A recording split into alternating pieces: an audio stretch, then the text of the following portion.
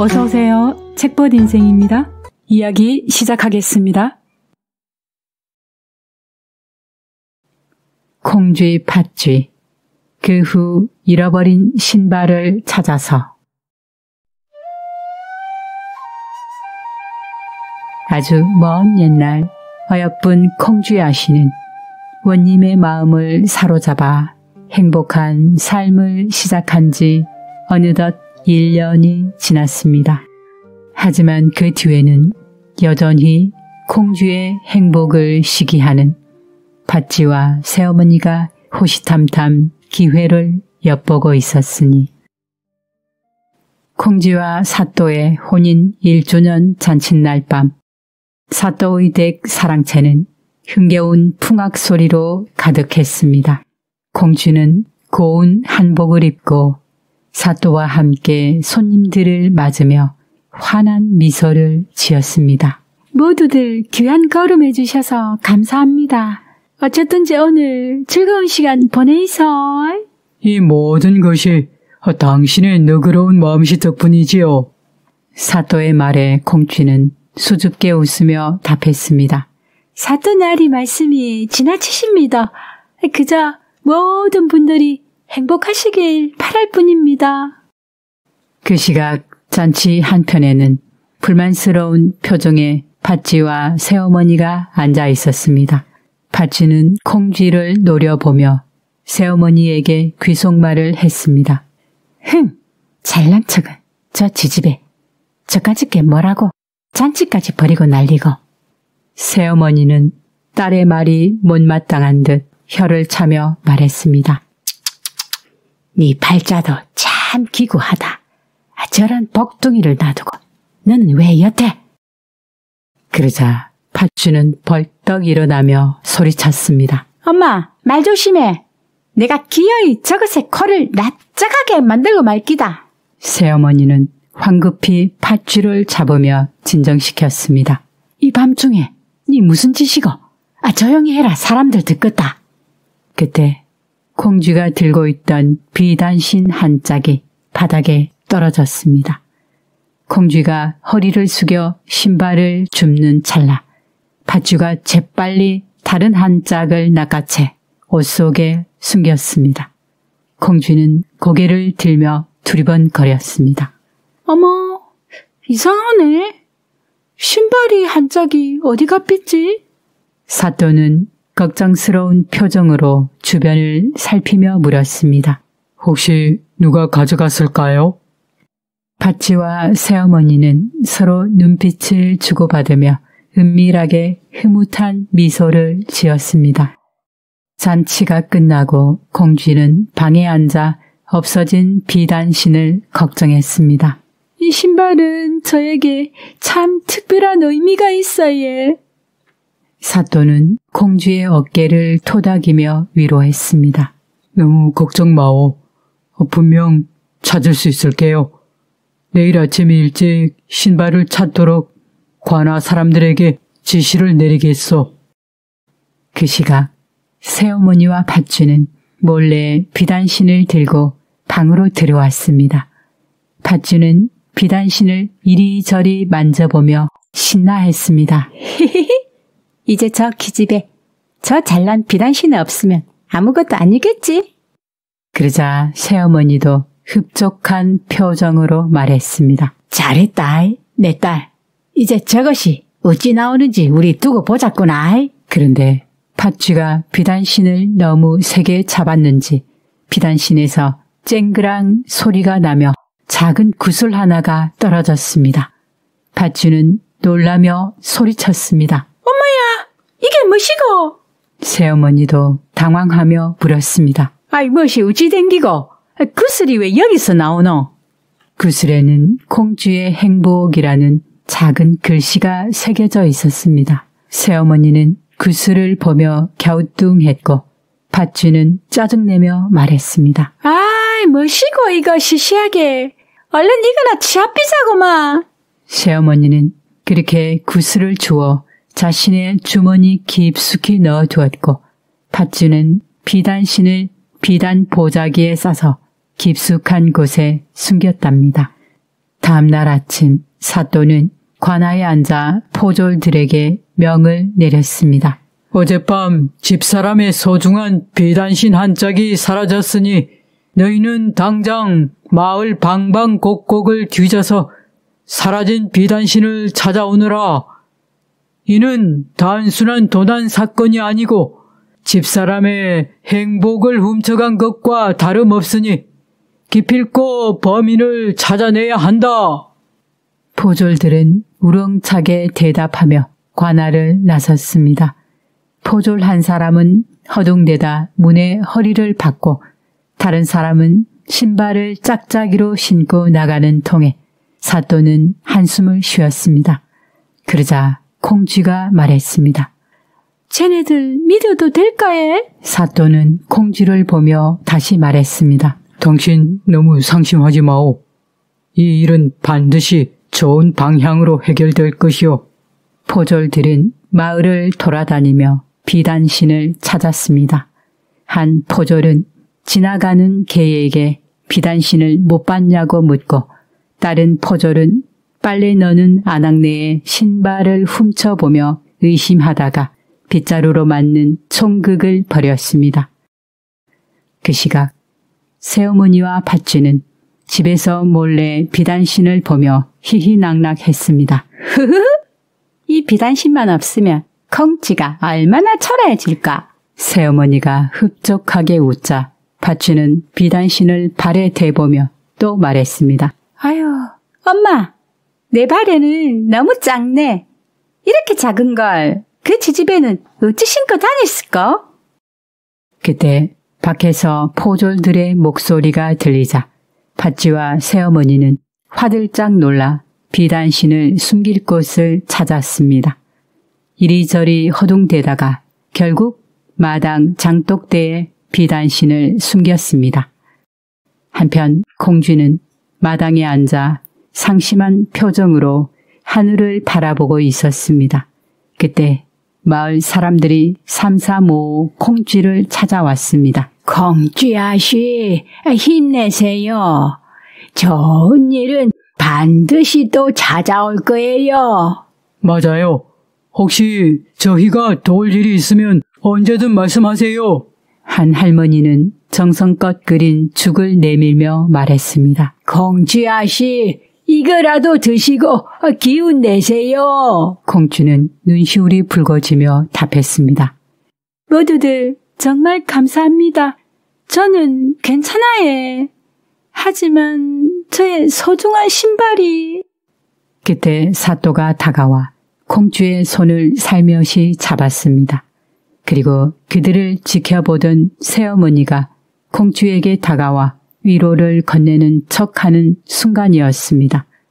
새어머니의 주머니에서 무엇인가 툭 떨어지더니 빛을 발하며 콩쥐의 발치에 놓였습니다. 콩쥐는 구슬을 주워들고 놀랐습니다. 어머나! 이 구슬은 내 신발에 있는 긴데. 구슬에는 콩쥐의 행복이라는 글씨가 선명하게 새겨져 있었습니다. 콩쥐의 행복이라. 이것은 비단신이 사라지면서 나타난 신비로운 일이군요. 저녁이 되자 천둥 번개가 치고 비가 쏟아지기 시작했습니다. 팥쥐와 새어머니는 비단신을 장독대에 숨겨놓고 안심하며 저녁을 먹고 있었지만 빗소리에 놀라 밖을 내다보았습니다. 와! 비가 왜 이렇게 많이 와? 팥쥐가 소리치자 새어머니는 얼굴이 하얗게 질리며 소리쳤습니다. 아이고, 장독대에 숨겨놓은 비단신 큰일 났다 이거. 빗물에 비단신이 둥둥 떠내려 갈까봐 허둥지둥 밖으로 뛰쳐나갔습니다. 빗속에서 비단신을 찾다가 미끄러져 넘어지고 둘은 진흙투성이가 되었습니다. 엄마, 신발이 안 보여. 떠내려가 빗는갑다. 팥쥐가 울먹이자 새어머니는 소리 지르며 말했습니다. 젠장, 이게 다 콩쥐 때문이다. 다음 날 아침 비가 그치고 햇살이 비추는 마을 개울가에서 한 할머니가 빨래를 하다가 둥둥 떠내려오는 비단신 한 짝을 발견했습니다. 아니, 이게 웬 비단신이고? 어쩜 이렇게 거울꼬? 할머니는 비단신을 주워 조심스럽게 물기를 닦았습니다. 그때 개울가에 나타난 포졸들이 할머니를 발견하고 외쳤습니다. 어르신, 혹시 비단신 한 짝을 못 보셨습니까? 할머니는 비단신을 내밀며 답했습니다. 이거 말이요. 내가 방금 여기서 주웠는데. 포졸들이 놀라 소리쳤습니다. 맞습니다, 어르신. 맞아요, 이 신발이. 어르신, 감사합니다. 포졸들은 감격하여 비단신을 받아들고 사또에게 달려갔습니다. 관아에서는 사또와 콩쥐가 애타게 기다리고 있었습니다. 포졸들이 땀을 뻘뻘 흘리며 비단신을 들고 뛰어왔습니다. 사또나리, 찾았습니다. 비단신입니다. 사또는 벌떡 일어나며 기뻐했습니다. 과연. 콩쥐도 기뻐하며 말했습니다. 맞아요. 제 신발이 맞네. 콩쥐는 비단신을 받아들고 기뻐했지만 비단신이 빗물에 젖어 조금 해져 있는 것을 보고 살짝 실망하자 사또는 콩쥐의 손을 잡으며 말했습니다. 괜찮소. 중요한 것은 그 비단신 자체가 아니고 당신의 행복은 언제나 빛날 것이기 때문이요. 그때 팥쥐와 새어머니가 초췌한 몰골로 관아의 모습을 드러내었습니다.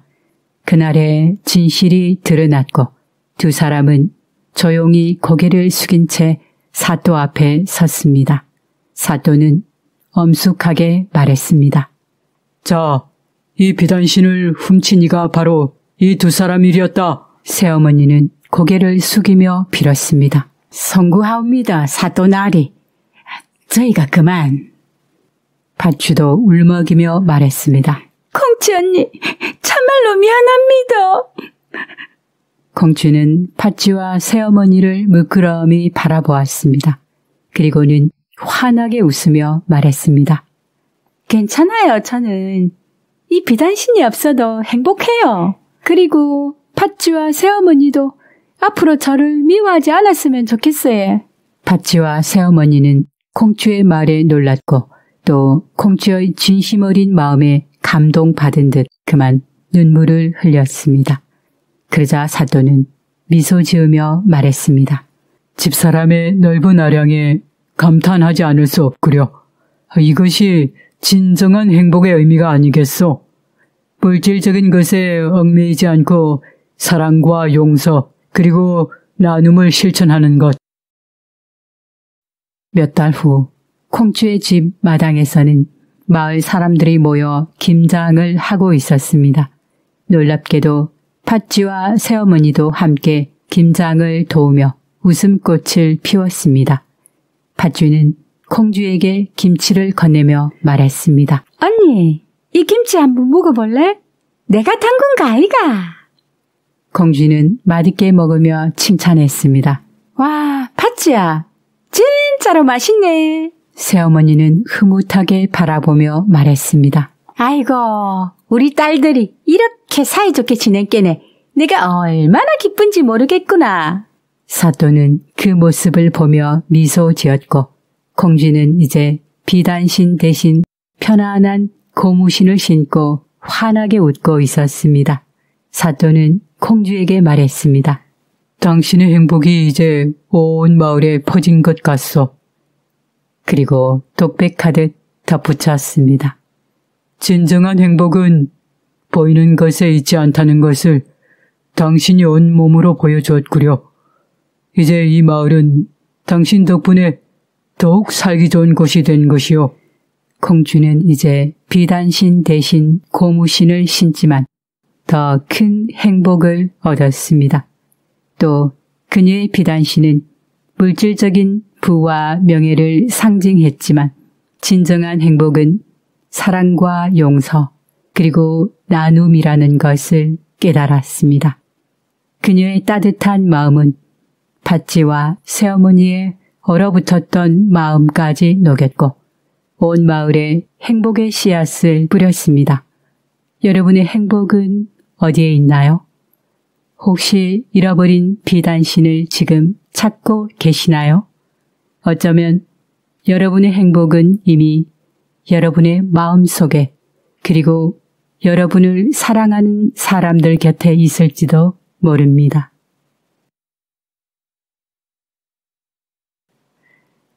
암행어사가 막아낸 혼사. 옛날 조선시대 어느 고을에 몰락한 양반 집안으로 한씨 성을 가진 양반이 있었습니다. 한씨는 아내를 일찍 여의고 어린 딸과 갓난 아들만을 남긴 채 세상을 떠났습니다. 집안은 삽시간에 기울었고 두 남매는 아무런 의지할 곳도 없이 내던져졌습니다. 하지만 노인은 어린 동생을 두고 포기하지 않았습니다. 살 길을 찾아야 했고 동생을 먹이고 입히기 위해 손에 흙을 묻혔습니다. 살 길이 막막하던 노인은 마을의 좌수댁에 품팔이를 나가며 생계를 잇기 시작하였습니다. 좌수는 이 고을에서 가장 세도가 있는 양반으로 그 집에 드나들며 일손을 돕는 것으로 겨우겨우 살아갔습니다. 다만 남매의 존재가 알려질까 염려한 노인은 사람들의 눈을 피해 마을 외곽 깊은 산자락에 조그만 초막을 짓고 늘 마음 졸이며 동생과 함께 조용히 살아갔습니다. 그런데 하루는 좌수가 아랫사람에게 말하였습니다. 저 여인이 일하는 동안 저 놀고 있는 아이는 마당 일이나 거들게 하지. 그리하여 누이의 남동생은 좌수댁 마당을 오가며 심부름도 하고 잡일도 도우며 지내게 되었습니다. 그 모습이 마치 좌수댁 식솔처럼 보여 동네 사람들도 아이를 좌수의 먼 친족이나 기른 자식으로 여기는 이가 많았습니다. 그러나 누이는 남매의 관계가 밝혀질까 늘 걱정이었습니다. 겉으로 보기엔 그저 정숙한 여인과 조용한 사내아이 한 명이 초라한 초막에서 근근히 살아가는 것처럼 보였지만 실은 세상의 눈을 피해 남매의 관계를 감추고 숨어 사는 불안한 삶이었던 것입니다. 어느 날 해가 저물 무렵 길 잃은 과객 하나가 남매의 초막을 두드리며 말하였습니다. 산길을 걷다 해를 놓쳤소. 하룻밤만 머물 자리를 얻을 수 있을지요? 누이가 문을 제대로 열지 않고 조심스레 말하였습니다. 주인께서 몸이 편찮으시니 조용히 지내시다 가시옵소서. 과객은 마루 한켠에 자리를 잡았고 곧 여인이 내온 밥상엔 소박하지만 정갈한 음식이 올려졌습니다. 그 집 안팎은 초막이라기엔 깔끔하였고 여인을 말시에는 단정함이 배어 있었습니다. 이 여인 단순한 품팔이 여인은 아니로구나. 과객은 속으로 생각하며 조용히 하룻밤을 묵고 돌아갔습니다. 며칠 후 그 과객은 다시 초막을 찾았습니다. 이제는 수수한 차림이 아닌 관복을 제대로 갖춰 입은 단정한 모습이었습니다. 그는 이 거울에 암행으로 파견된 어사였습니다. 그 즈음 고을 좌수댁에서는 혼사를 서두르고 있었답니다. 어느 날 좌수가 우연히 자신의 집에 품팔이하는 여인의 살림 솜씨를 보게 된 것이었습니다. 살림이 정갈하고 단정하여 좌수는 크게 감탄하며 말하였습니다. 저런 여인이 며느리로 들어오면 집안이 반듯해지겠구나. 게다가 그 여인과 함께 지내던 어린 사내아이는 평소 좌수댁 마당에서 심부름을 하며 익숙히 드나들었기에 좌수는 그 아이를 마치 시간이 지나니 제 집안에서 거두어 기른 아이쯤으로 여기고 있었습니다. 마을 사람들 또한 그 아이가 좌수의 기른 자식으로 여겼습니다. 하지만 정작 누이된 여인은 자신과 아이가 남매라는 사실이 세상에 드러날까 늘 마음을 졸이며 지내고 있었다는 사실을 좌수는 몰랐던 것입니다. 이렇게 서로의 존재를 숨긴 채 지내오던 어느 날 좌수는 여인을 며느리로 마당 쓸던 아이를 기른 아들처럼 여기고 둘 사이에 혼사를 추진하게 되었던 것입니다. 그래서 좌수는 사람을 시켜 혼례 준비를 서두르게 하였고 잔칫날까지 정해졌던 것입니다. 이 소문이 마을에 퍼졌고 이를 전해 들은 어사는 깜짝 놀랐습니다. 며칠 전 과객 행세로 머물던 초막에서 만났던 그 정갈한 여인과 조용히 그의 곁을 따르던 어린 사내 아이의 모습이 떠올랐기 때문입니다. 어사는 곧장 좌수댁으로 찾아가 좌수에게 단호히 말하였습니다. 그 혼사는 중단하셔야겠습니다. 여보시오, 혼사야 사사로운 일이니 어사라 해도 간섭할 바가 아니요. 그 여인은 제가 직접 머물러 본 초막의 여인입니다.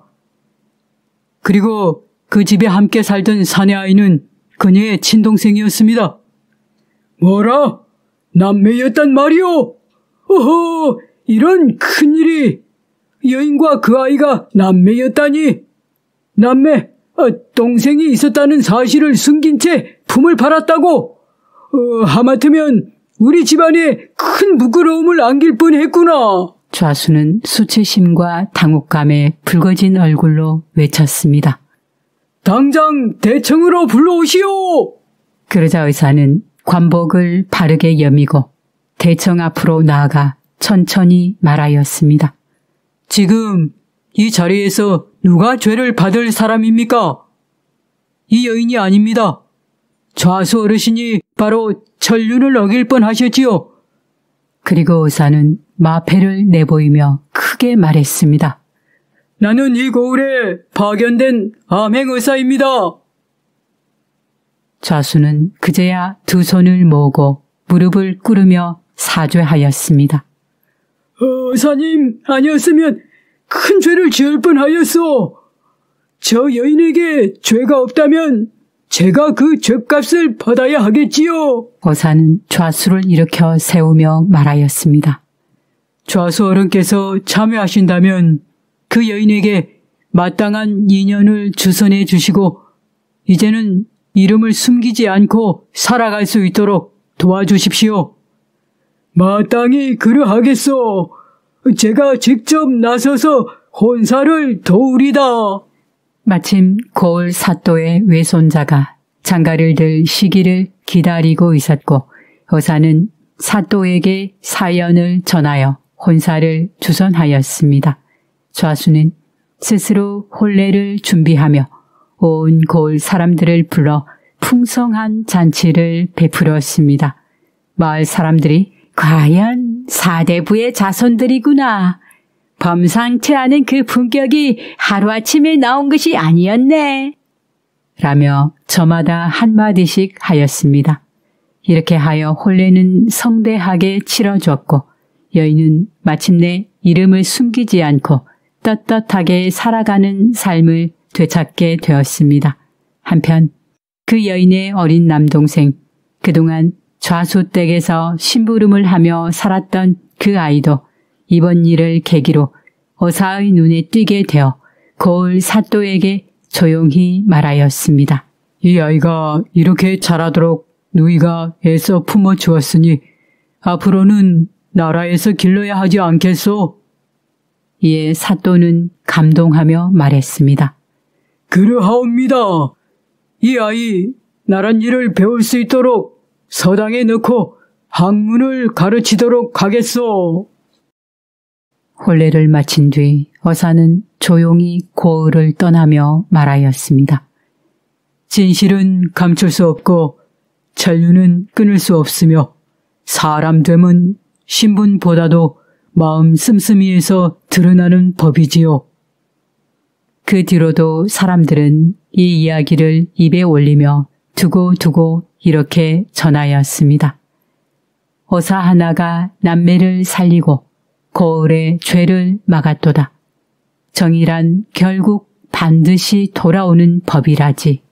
한편 어사의 도움으로 학문을 닦은 여인의 남동생은 잘 자라 훗날 백성을 가르치는 고을 훈장이 되었다고 전해집니다. 사람의 인연은 눈에 보이지 않으되 그 끈은 참으로 질기고도 깊습니다.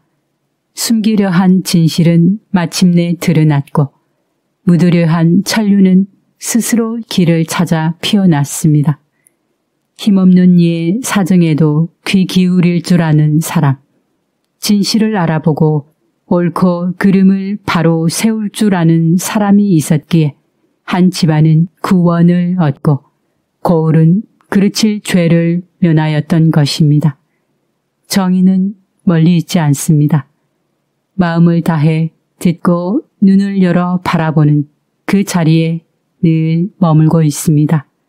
그래서 사람들은 지금도 말합니다. 사람의 마음이 곧 길이 되고 거짓 없는 진심이 결국 세상을 움직이는 힘이 된다고 말입니다. 오늘 이야기 영상은 여기까지입니다. 긴 시간 시청해 주셔서 고맙습니다. 저는 더 좋은 영상으로 또 찾아뵙겠습니다. 구독과 좋아요로 힘이 되어 주십시오. 감사합니다.